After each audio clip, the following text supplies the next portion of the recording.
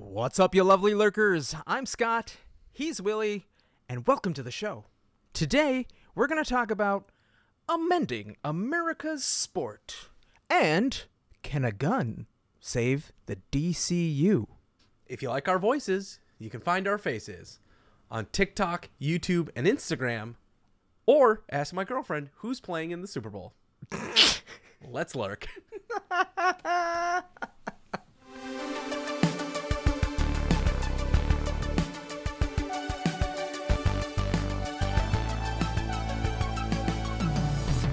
Man, Willy, what a week it has been.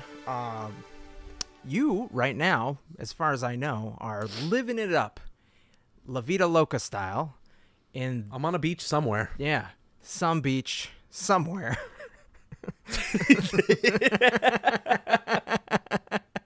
So I just want to say that I have been jealous, even though the weather has been kind of nice here in the great state of Minnesota. I just wish I was out on the tropical waters of the Bahamas with you. So can I just need to say this because I am somebody who likes to predict what the weather is going to be like when I go on a vacation. You always meteorologist. You want to peek behind the curtain and say, am I going to have an enjoyable time? Everybody at work is like, oh, I'm so jealous for you that you get to go to the Bahamas. And then I tell them about the forecast while we're there. What's it like right now?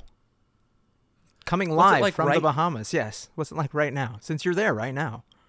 Looking out my eyeballs, it is 79 degrees and raining. And it's been raining the entire trip. Literally. It shows rain and high winds the entire time we're on the trip. Did you get a discount because it's hurricane season again? Oh. Well, now, I can't complain too much because it's a high of 79, 78 degrees the entire time. So I would much rather take wind and rain in 80 degrees than I would wind, rain, and snow in, by my calculator, negative 10 degrees. That's true. That is true. And like my football coach said, no matter what day of game day is, it's always 70 and sunny. And then he berated us for being dumb rutabagas. He got fired. That makes sense. Some people might say that the NFL and football is America's sport, but I would beg to differ, Scott. What is America's sport? That would be the grand old game of baseball.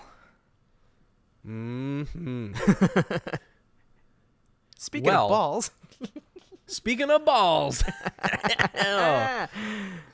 This week on TikTok, there was a post that said there are 4 huge rule changes coming to the MLB.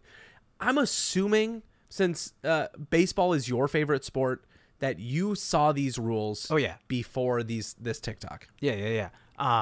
And it sounds a little weird to say 4 big rule changes when if you look at the rule book in baseball, it's 1,000 rules.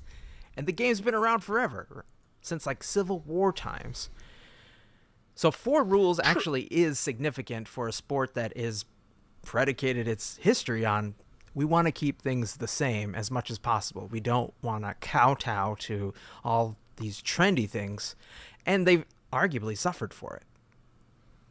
Right. And so I think a lot of what we see in these changes to major league sports, either baseball or basketball with the 3-point line, hockey changing the different lines or how offsides works, all of this is because as a business model, they want to keep entertainment high and engagement at an all-time high too, because it's going to keep people coming back for more, feeling more of that sports energy excitement.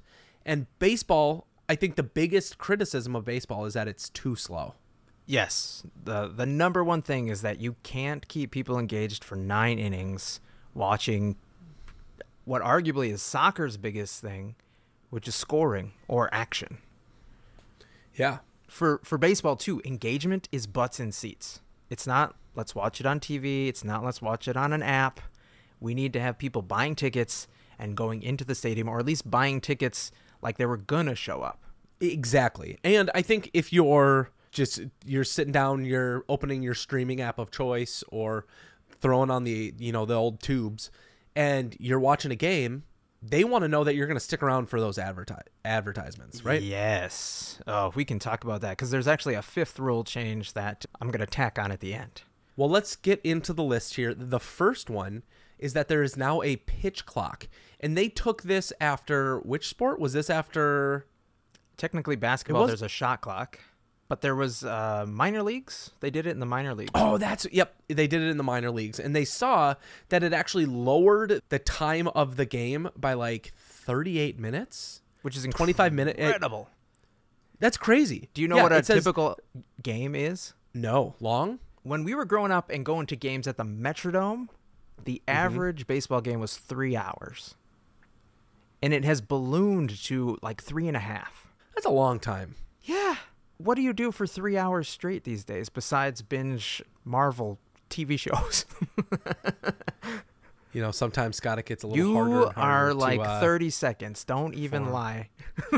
Okay. I don't even make it through a TikTok. But yeah, like nobody has the attention span anymore. Every single video that you watch online has a 7-second cut of some sort to keep you engaged. Do you like this? Do you think this is a good idea because it's taking a pitch clock to 15 seconds? I am all for it. Yes, as somebody who loves baseball, I want to go back to when the games were shorter, because when I used to go to baseball games, it felt like I could pop in 3 hours or shorter, but I felt like I could go there and leave and still have the rest of my day to look forward to. But now, as it's closer to 4 hours with traffic and everything, like it feels like it's almost your whole day. Well, let's go into the second point here, which is that there is now a pickoff limit. Which is when they try to hold the runner at first, second, or third, they don't want him to steal a base. Yeah, it says for the first time, pitchers won't be allowed to throw over to a base as often as they want. Instead, they'll be limited to 2 disengagements, pickoff attempts or step-offs. If a pitcher disengages a third time for a pickoff attempt, the runner then gets to advance 1 base if they don't get the out. I think that's great. This is something that is still within the realm of baseball as a sport, but it gets people moving. We're going to have a lot of errors most likely this year where people are still trying to get used to that and they don't remember in the heat of the moment that they tried to pick it off or they tried to step off. We'll also see possibly defensive strategy where like we want to move this runner over because we know the next person isn't as fast and we can get a double play, something like that. Let's talk about the next one. I don't really understand this one, so you're going to have to walk me through it, but it says defensive shift restrictions. Yes. Okay, so speaking of 3D chess, ever since sabermetrics came into baseball, like a bullet with the Oakland A's back in the Billy Bean days, watch Moneyball if you don't know what I'm talking about. Essentially, somebody came in and was like, we're tracking all these stats. Let's have somebody go through this data, crunch it together, and find out, okay, this person, Joe Mauer, we'll say, because you remember who that is, right? He comes up to the plate, and he hits the ball between first and second 75% of the time when he hits a single.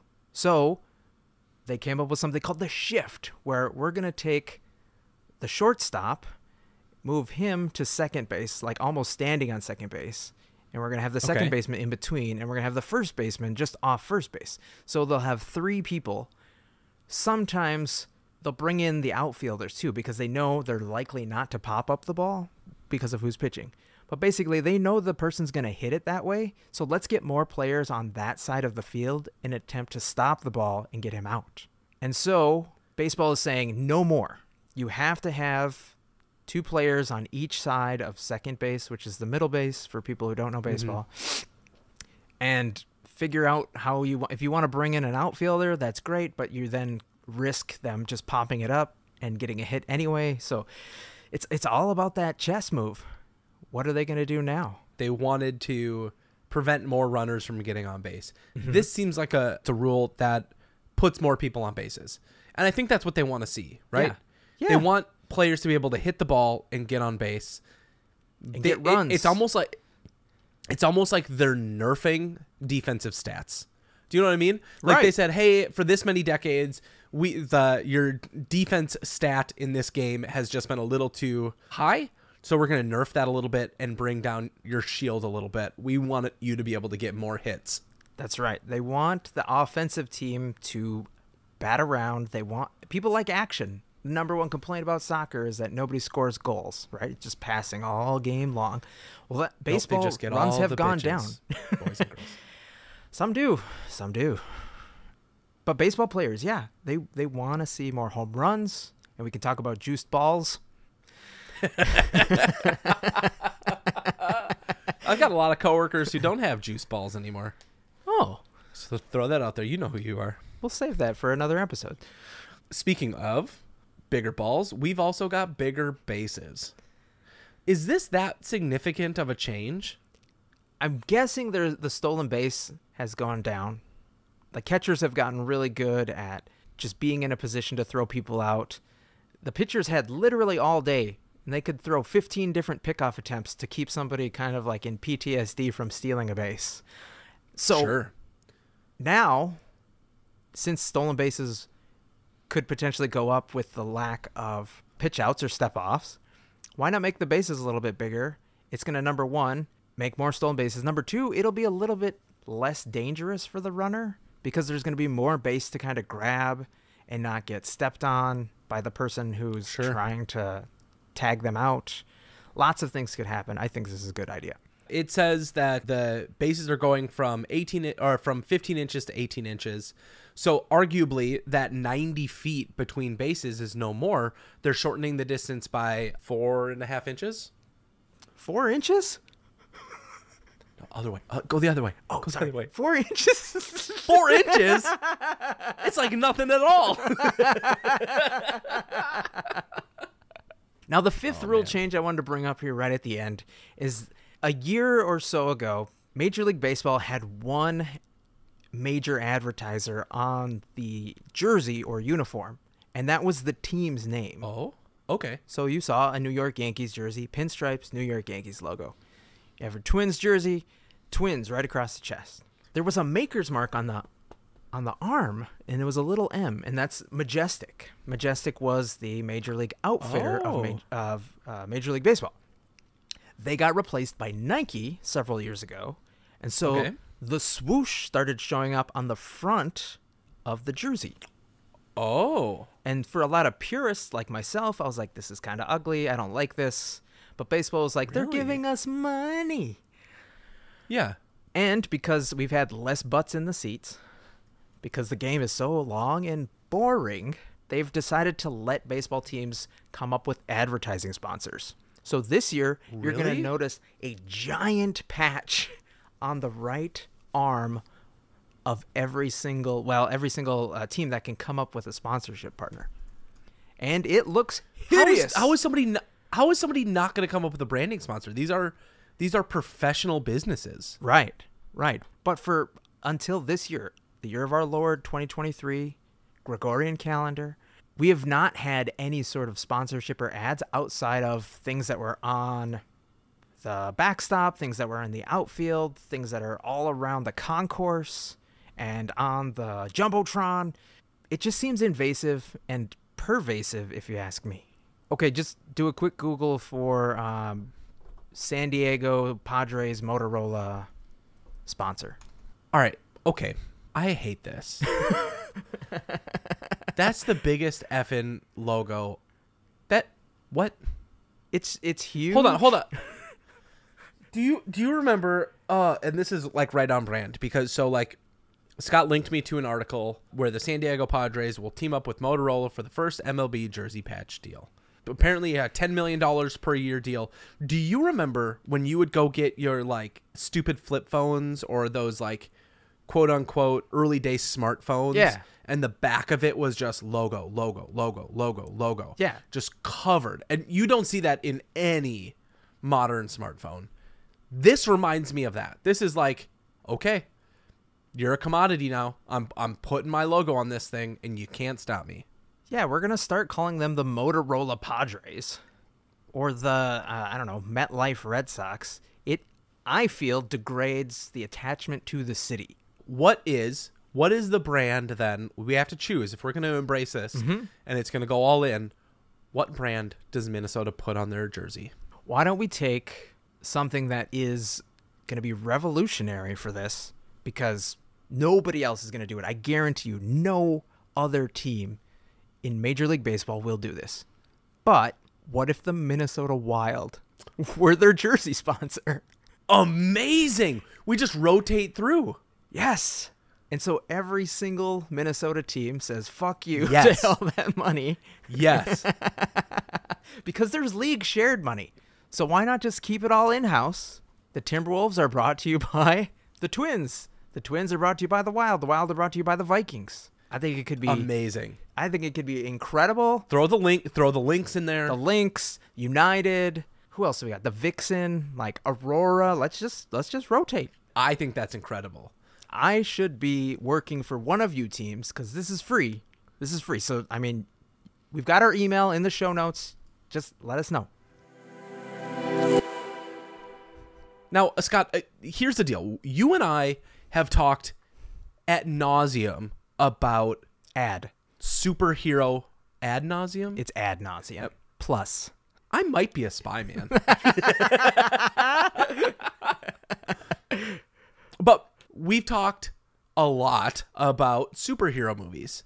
And I know that by the time this episode goes up, the world is kind of either excited, thrilled because we got to see Ant-Man.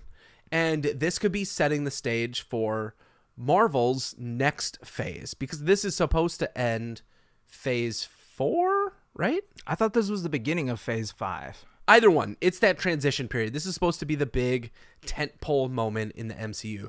But this isn't about them. They have been the leaders. They've been the patriots of superhero film for years, right? Patriots won all the footballs a lot. Oh, not make Avengers great again?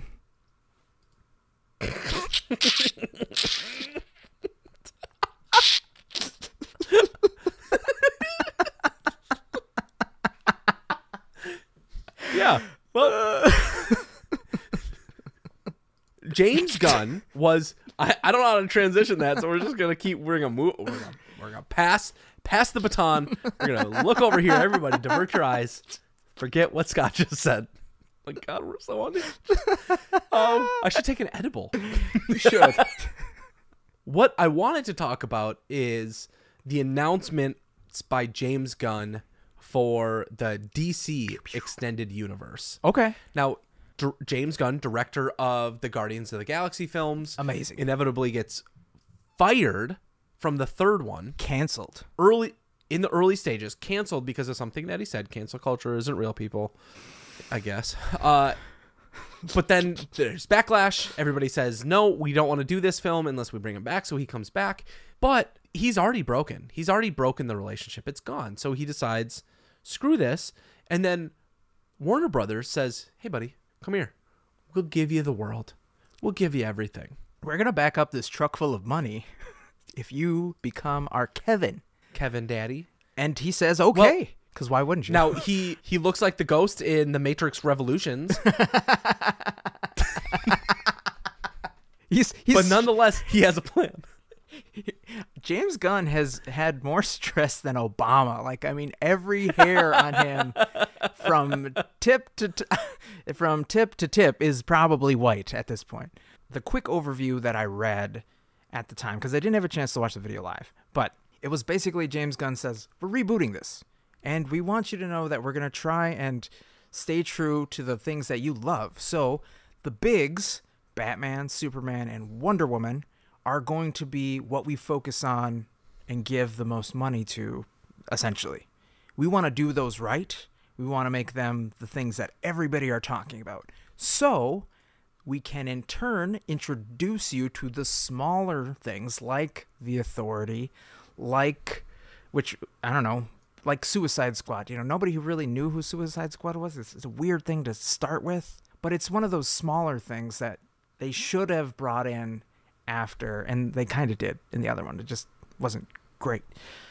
So the hope is here that, like, they knock it out of the park with one of those big superheroes, and then they bring on all these other small auxiliary characters and make us fall in love with them, kind of like how Marvel did with Iron Man, Thor, and then did Guardians of the Galaxy. Yeah. I want to talk about the 5 movies that they're going to come out with. Sure. But before we do that, let's take just some time to talk about the television shows, because if we know anything about Warner Brothers, they're going to be publishing this content likely on HBO. So it's going to have a budget similar to Game of Thrones, to Last of Us. Yeah. They're going to be high budget shows. I'm excited for this. It doesn't necessarily mean that my hopes are high, but I do think it means that we might get higher quality content. DC is going to start, or has a show called Creature Commandos. I saw a picture, and the Weasel from Suicide Squad was the only person I recognized. It's weird, right? Because people that we're seeing, it says that Gunn has already written 7 episodes of the series. Creature Commandos will center Rick Flag Sr., who is set to appear elsewhere and voiced, because they're going to switch between animated and live action, kind of like, What If. But then they're going to have Dr. Phosphorus, Frankenstein, Bride of Frankenstein. Ooh. I don't care. Yeah, so I know who Frankenstein is. Frankenstein is actually a really cool run if you ever read any of his stuff. Rick Flag Sr., well, we already saw what happened to Rick Flag in the previous iterations. This sounds just like Suicide Squad 2 or 3.0. Odd choice to start out with. Super weird. We're going to see a show called Waller, which is going to follow Viola Davis's character Amanda Waller. Incredible in like a actress. spin-off TV series. She's a great actress, but in my opinion, it's so tried. I'm just exhausted. You've extended this person's stay. Like, you're getting rid of Henry Cavill as Superman, but you're keeping Viola Davis. I will say this, from the comic side, Waller is kind of pervasive throughout all of the potential stories that could be happening. So, like, the Nick Fury of the first phase of MCU. That's the greatest analogy. Yeah. Yep. I get that. And that's fine. Though a first show that I think I'm actually excited to watch is called Lanterns. Yes. Which is going to follow 2 different Green Lantern characters. And James Gunn, you dropped words that all of us wanted to hear. It is going to feel like we're watching an episode of, oh God, what is the show? Oh, he dropped the words that you wanted to hear. Okay. True Detective. Oh God, it's just like True Detective the was words such a phenomenal show that he dropped. Shut up. To have something gritty like that, this. though, and I know a lot of people are like, oh, I don't like gritty, but Green Lanterns are amazing. Gonna be hard to do.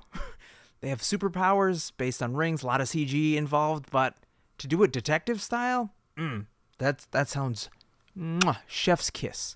Yeah, I think you ground the show a little bit, and you make it about solving a mystery, and the superpowers can come second. Yes, and as somebody who's read a lot of Green Lantern runs, there's more than just the color green. In fact, it's going to probably piss a lot of people off when they find out there's a whole rainbow of colors, because they revolve around light. It's Prism. It's dumb. DC's woke. Get him out of here. Kick him to the curb with M&Ms. The last show, I have no idea what it's about, and then we're going to get into movies here. It's called Booster Gold. Oh my gosh. A series focusing on the future tech superhero. Why? Wait. Imagine you're an idiot, right? And you just happen to... I don't have to imagine. Got it. I'm there. So imagine you're an idiot, and you suddenly get thrust into the future 100 years. Okay. And you're like, oh my gosh, what am I going to do? Well, you just happen to get really interested in the tech, and you steal it. Oh. And you find the portal, and you're able to somehow go back to your current time today. Except you've got 100-year future tech that you can now use to make you a superhero. Welcome to Booster Gold. I think that could be a fun show. Especially when we find out who they cast as Booster Gold. Like, I can imagine it's going to be kind of like a comedy action. And as long as they don't screw it up, it should be really good. I know who they might cast, because I heard this hot take on Twitter this week. Oh, really? Eat yourself.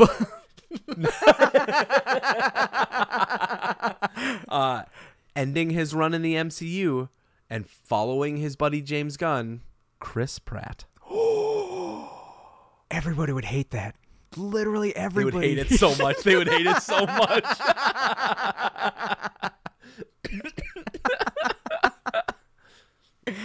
That would tank it immediately. So fast. Let's talk about the movies coming to the DCU. Starting with Superman Legacy. Interesting title. Now, it already has a release date, even though he's still in the middle of writing it, and they haven't casted the show yet. Or at least they haven't told us that they've casted the movie, but it's set to come out July 11th of 2025. It's not going to be an origin story, but it will follow Clark Kent's struggle to balance his superhero life with his human one. Did you see Jason Momoa go into the DCU offices a couple weeks ago? Amelia Clark? Yes. What were you saying?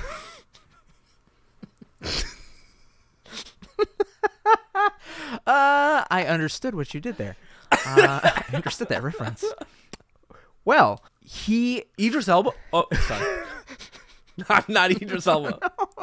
Jason Momoa filmed himself himself walking out after having a discussion with James Gunn, and he was ecstatic. He basically was like freaking out, hooting and hollering, and he was like, James Gunn, I love you, and I can't wait to like share this with you.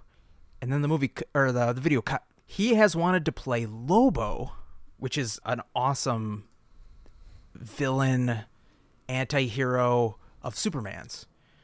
And if you just pull up a picture of Lobo right now, tell me he's not that character, just in the same vein that Robert Downey Jr. It's Jason Momoa. Is Iron Man. Yes, exactly. So my thought is, based on what you just said, he hasn't revealed who he's cast. Like, maybe he has already kind of got everybody in mind, and he's already talking to them. Things are moving so fast behind the scenes these days. It's kind of like a weather balloon floating over the United States in a way. We want to shoot it down right away, and other people are like, no, let's just wait. let's just give it a minute. but isn't Jason Momoa already in the DCU? Yes, he's already he is Aquaman. He's Aquaman. He's not going to come back as anybody else. But you said that they're retiring those. Those are going to be legacy. The next Aquaman is not a legacy. It's in this franchise. Yeah, but I think the next Aquaman comes out and then the Flash movie comes out. Am I right there? I think so. Okay, because the Flash movie is a Flashpoint movie supposedly, and Flashpoint resets the DCU. Interesting. Could this mean that Jason Momoa is the next Superman? Possibly. Could it mean that he's Lobo and he's the first person to fight Superman? Also possible. So let me share this one because I do think that there is something to be shown here, which is the movie The Brave and the Bold, which is going to follow the story of Batman and his son, Robin, but also is going to share the Bat family. It's going to be the beginning of a story that has been told across the DCU, but they're bringing it to life for the first time. They've never really done that, talked about a Bat family in any of the previous films. I know that this is going to be a big deal, and people who are in love with Batman are excited for this. Yes, and I think it's really cool that Batman being a daddy for real this time is actually going to be a surprise to probably a lot of people, because unless you read the comics, you don't know that he ever fathered a son. And that son, being a crazy assassin trained by the same person who trained Batman, is an interesting story. It was a great run in the comics. So we get to see Batman not necessarily as somebody who's just like kicking ass and taking names the whole time. Now he actually has to care. He has actual family. And if you know anything about it, this kind of brings up a lot of other pseudo-family things from previous Robins, Nightwing, Jason Todd. There's a lot of things that could spin off of this. So I like where they're going with this. One that is 50-50 for me right now is Supergirl, Woman of Tomorrow. Why is it 50-50? It says here that this is going to be a movie based on a recent run of DC comics by Tom King. Essentially, it's going to be a girl who is on like a piece of Krypton floating in space and watches the rest of her family pass away. Planet. Planet. Okay. I feel like this, based just the premise that they've shared, is it's just going to be a CG nightmare. You're not grounding it in any universe we've seen. And so far, everything DC has put out where you have like this, I guess it's the Zack Snyder version of this. Yeah. That's the perception that I have, is it's this like overly contrast, terrible CG world, and you don't want to be there. And Sure. so nothing of what they've shared so far makes me want to live in that universe. But let me assuage your fears just a little bit here, because my guess, the way they're going to position it for hopefully television or is this going to be a movie? This is going to be a movie. Movie. Okay. Is it's going to be Superman is the good guy, right? He was raised by the loving parents, like James Gunn said, and she's been raised on this death world. Okay, sure. I think she's going to show up on Earth, and I think she's going to be traumatized by her time. So we're going to get most of the, I guess, otherworldly stuff in flashbacks, maybe small pieces, but not a whole lot of time spent there, because unless there's something there that she's running from, why would you go back to a broken chunk of the world? But it sounds like she's going to come in and she's going to be like, oh, this is Superman's sister. But then she starts beheading people because she has this fear. When a toaster goes off, she lasers it with her eyes, like she's just skittish based on kind of how she was raised. You're right. You're probably right. I think that I want to see the casting, and I have a recommendation. James Gunn, I know you listen to the show. Thank you. Appreciate it. My casting for this Supergirl is Jenna Ortega. Ooh, that would... she's good. She's really good. If you haven't watched Wednesday, she's really good. Mm-hmm. And if you haven't seen Scream 6, Gangs of New York, well, neither have I.